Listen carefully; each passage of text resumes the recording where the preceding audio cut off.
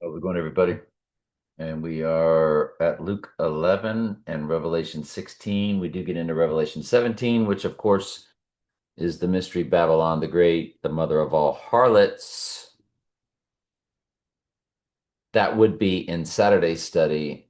Good Lord willing, we get to that. But for now, we just get to verse 3 today on Friday's study. Luke, oh, Vanessa, I want to give Vanessa a shout. Vanessa, for real. Thank you. Said she listens almost daily or daily. And it's good to hear from real humans that are actually watching the channel, listening to the videos. And of course, ask questions anytime, right?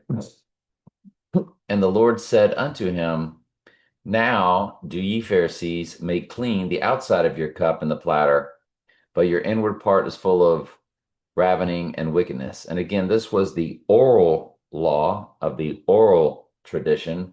This did not come from God. This is what the Pharisees burdened the Jewish people with extra laws. And the reasoning behind it, so they said, even though, of course, it's demons and God's plan too, of course, but their reasoning behind having an oral law was a buffer to keep you from not committing one of God's Torah laws. So let's just give that a shot. How was the washing of the hands made sense? Oof, let me, yeah, I choked when I got started there. Um, how was the washing of the hands? Uh, why did the Pharisees feel the washing of the hands?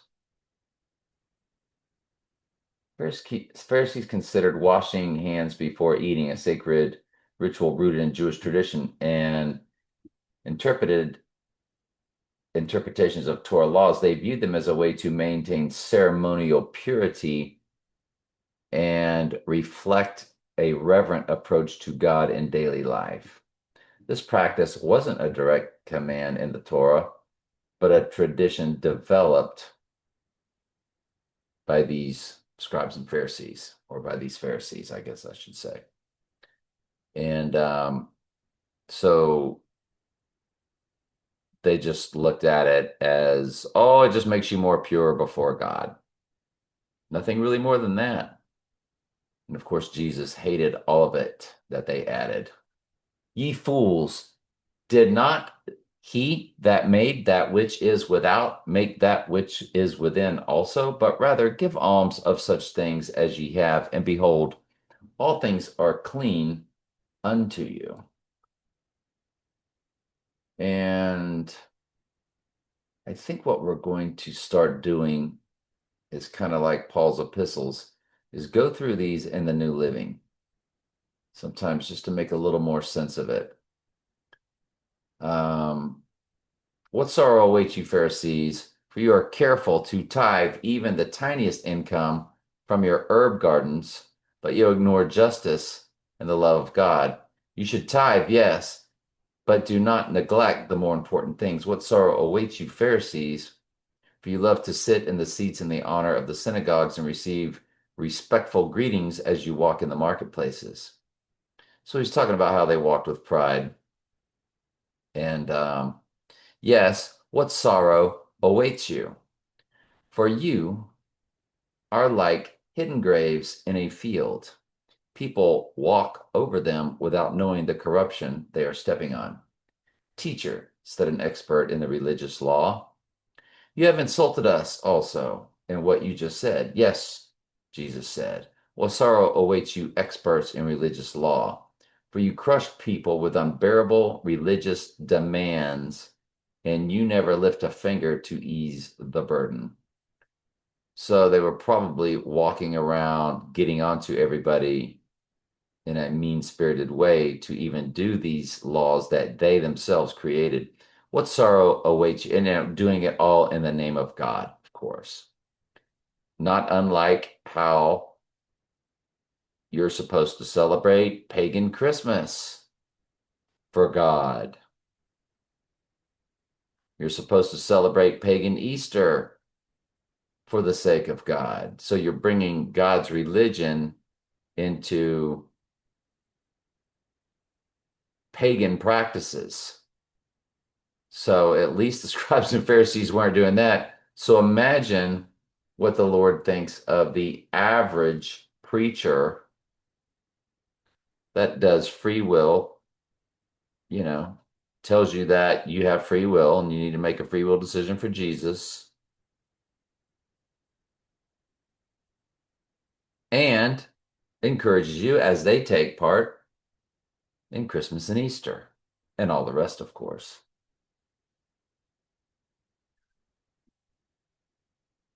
What sorrow awaits you, for you build monuments for the prophets your own ancestors killed long ago.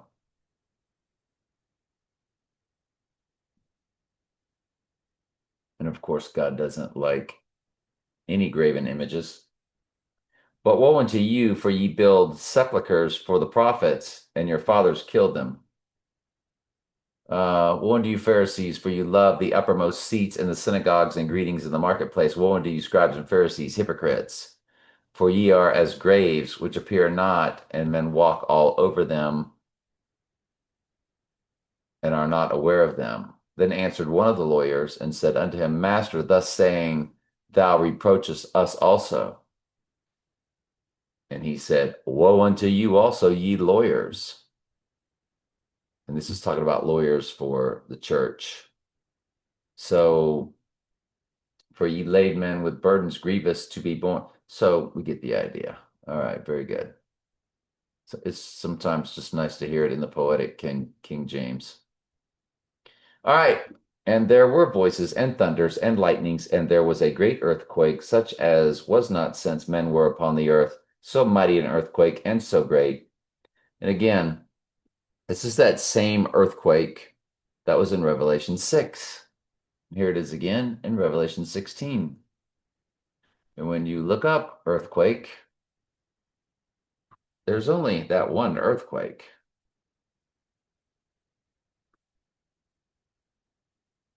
I could be mistaken, so let's check it out. The timelines should help us. So 5 times there's an earthquake mentioned. Let's see if they're all the same. 6:12. Again, Revelation 6 goes all the way through the day of the Lord. And I beheld when I had opened the sixth seal, and lo, there was a great earthquake, and the sun became black as sackcloth of hair, and the moon became as blood. So you're talking God's wrath. Revelation 8:5. And the angel took the censer and filled it with the fire and cast it unto the earth, and there were voices and thunderings and lightnings and an earthquake. This could be a separate earthquake, or could all be that one same earthquake just shown to you from different angles. Let's keep checking. In the same hour, there was a great earthquake, and a tenth part of the city fell. And in the earthquake were slain of men 7,000, and the remnant were frightened and gave glory to the God of heaven. This is the remnant that are protected, most definitely, the Jewish bloodline. And the temple of God was opened in heaven, and there was seen in his temple the ark of the testament. There were lightnings and thunderings and voices and an earthquake and great hail. These could all be separate. I totally get that. And there were voices and thunderings and lightnings. There was a great earthquake, such as not since men were upon the earth, so mighty an earthquake and so great. Is that the same one, at least in Revelation 6? Behold, opened the sixth seal, and lo, there was a great earthquake. And don't let the seals mess with you, because this is John's vision. Is God, Jesus, literally going to open seals? I would tell you, yes. This is literal. But the timeline, because it keeps showing you the same thing over and over and over. That great battle. which is judgment, which I believe was yesterday's study. It's going to be in Revelation 20 in more detail. So I would lean into at least that the 612, which remember, Revelation 6 goes all the way right through that great and dreadful day of the Lord.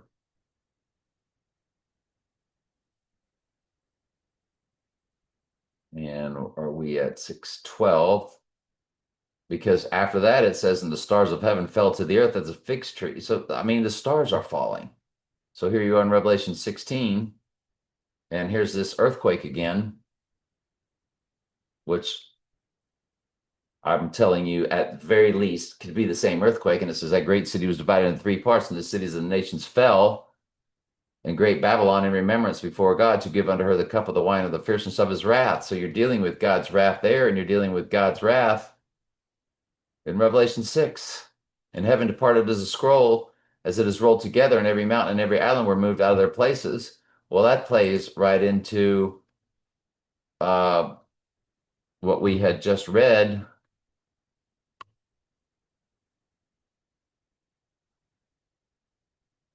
about the tabernacle of God being opened. So I'd gotten rid of it. So let's take a look at it one more time.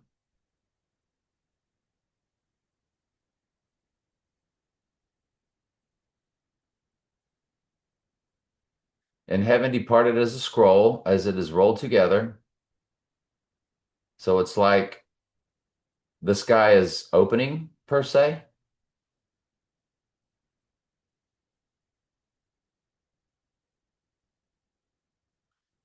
And the temple of God was opened in heaven. There was seen in his temple the ark of his testament, and lightnings and voices and thunderings, and a great earthquake and great hail.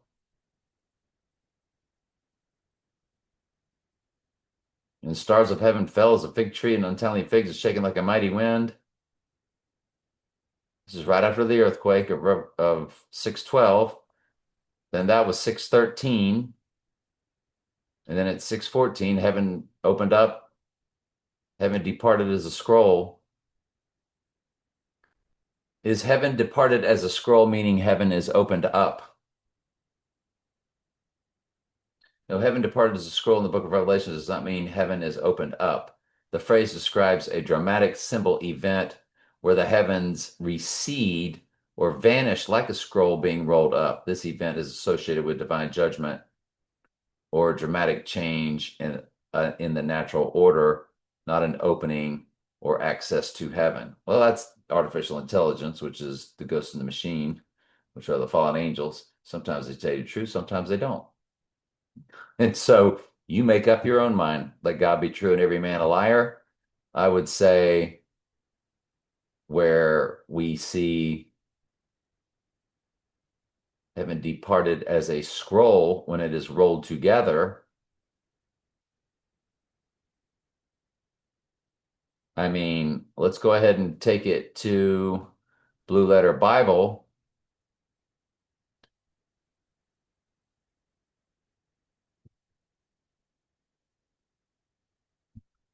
Revelation 6:14 happens to be the birthday of the Antichrist. That's interesting.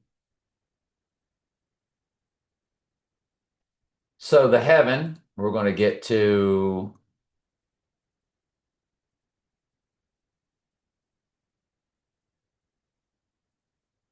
one of the definitions is the sky. Okay, so far so good. Departed, to separate, to separate. Is that not similar?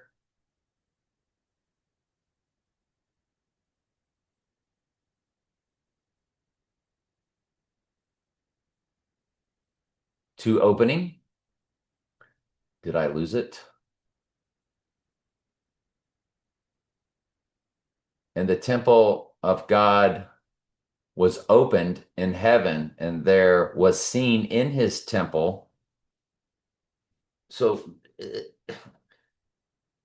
Are you not seeing this from earth? And the temple of God was opened in heaven. And this is 11:13. There's the great earthquake. 11:19 is your earthquake. Mm-mm-mm-mm-mm. Let's keep going with the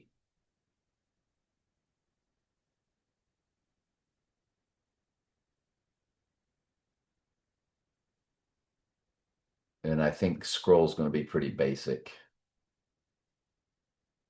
Small book, a scroll written, a sheet on which something is written, a bill of divorcement. So anyway,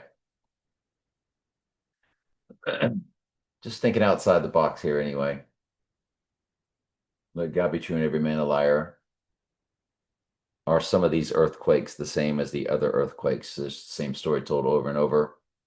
I would say more than likely, probably yes. Will there be an earthquake? Yes. That's literal.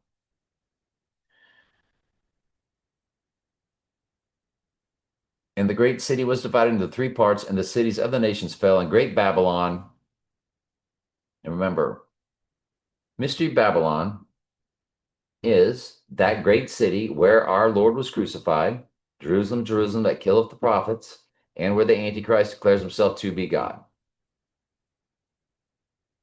It is ground zero for all the evil on the earth at the end times, and has minimally always been, except, of course, when it was the land of milk and honey and God's chosen people entered and were doing the right things.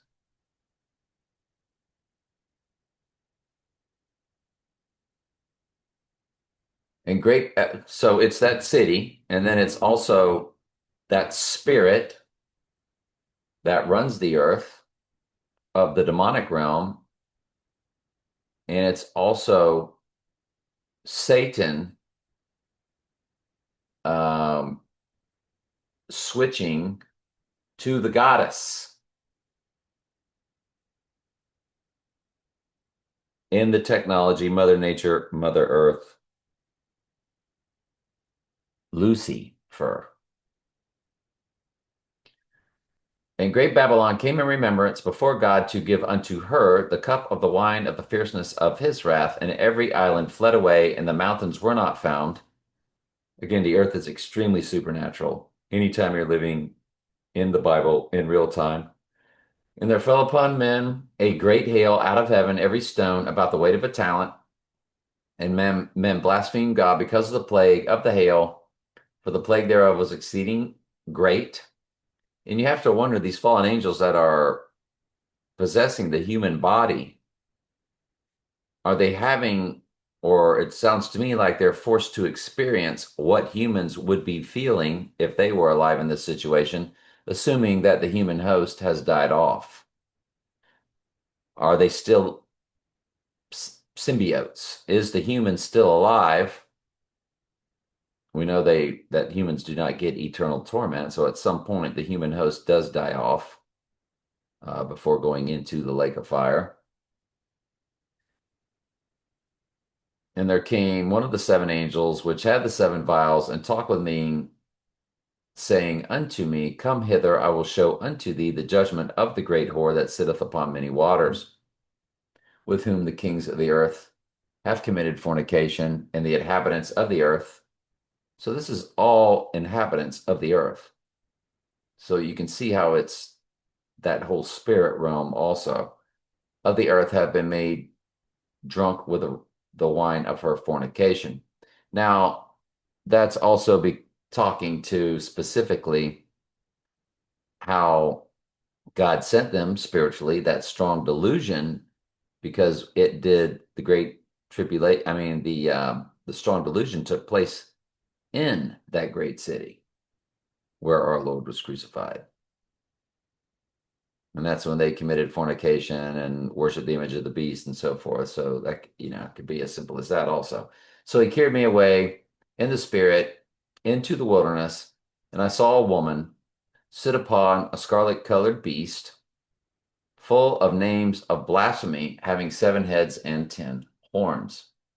Now, the 7 heads, when we get to it, good Lord willing, in Saturday's study, the 7 heads and 10 horns, what you are going to eventually get to, it's the 7 humans that were like heads of state from antiquity all the way through the Antichrist being the 7th and the 8th, which we also get to in Revelation 17.